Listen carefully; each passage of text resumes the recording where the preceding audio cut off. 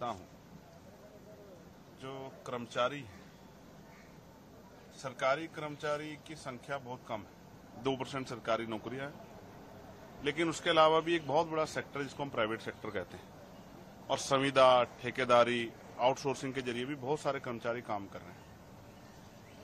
उसी काम को सरकारी कर्मचारी 8 घंटे करता है, उसको 50,000 रुपये मिलते हैं। उसी के साथ काम करने वाला संविदा, ठेकेदारी, आउटसोर्सिंग वाला जो व्यक्ति है कर्मचारी, वो भी 8 घंटे काम करता है, उसको 8,000 रुपये मिलते हैं। ये जो वेतन विसंगति है, ये जो इतनी बड़ी गैर बराबरी है, ये गलत है। समान काम, समान वेतन। कम से कम गरिमाई जीवन जीने के लिए जो वेतन की जरूरत है, इतना वेतन तो कर्मचारियों को मिलना चाहिए। आप ये महसूस कीजिए, जैसे पुलिस है, पुलिस के कर्मचारियों को 50,000 रुपये तनख्वाह मिलती है, होमगार्ड को 10-12,000 रुपये मिलती है, 16,000 रुपये मिलती है, पीआरडी के जवान को उससे भी कम मिलती है। तो मैं ये समझता हूं कि ये अन्याय बंद होना चाहिए। जितने भी आउटसोर्सिंग, संविदा, ठेकेदारी पे कर्मचारी है, उनको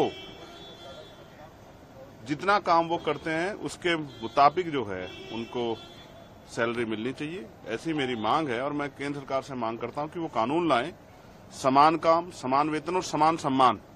जिस तरह का सम्मान जो है गवर्नमेंट एम्प्लॉय को मिलता है, इस तरह का सम्मान प्राइवेट एम्प्लॉय को मिलना चाहिए। कितने ही डिपार्टमेंट में हम जाते हैं, कंप्यूटर ऑपरेटर हैं, पियोन हैं, तमाम तरह के और काम करने वाले हैं, वो सबको सफाई कर्मचारी है, तो उनको अगर गरिमाई जीवन देना है तो उनको तनख्वाह भी, सैलरी भी अच्छी देनी पड़ेगी। आज 10,000, 8,000 में क्या होता है? किसी अच्छे स्कूल में अपने बच्चों को नहीं पढ़ा सकता आदमी। अगर कोई बीमार हो जाए तो 8,000 रुपये तो एक ही दिन में उड़ जाएंगे अस्पतालों में। कोई और इस तरह की परेशानी खड़ी हो जाए, कोई चोट लग जाए, कोई चीज बनानी हो तो सब जीरो हो जाएगा। तो ये गरिमाई जीवन नहीं है। इसलिए मेरी मांग है, समान काम, समान वेतन और समान सम्मान मिलना चाहिए।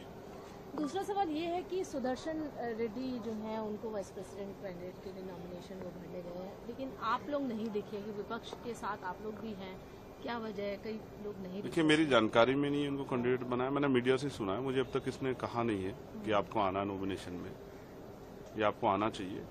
तो कोई बात नहीं, ये लोकतांत्रिक अधिकार है और संविधान को बचाने के लिए हम अपने अधिकार का प्रयोग करेंगे।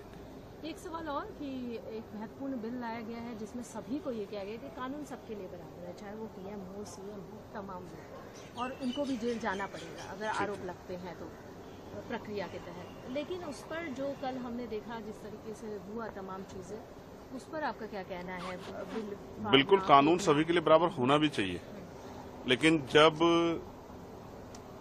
एडमिनिस्ट्रेटिव जो है, एडमिनिस्ट्रेटिव बॉडी या पुलिस जो है वो सरकार के आधार पर काम करने लगे, जो कि एजेंसियों को हमने बहुत बार देखा भी है, तो फेयर इन्वेस्टिगेशन या फेयर जो है रिपोर्टिंग की जो है वो उस गुंजाइश किससे की जाए?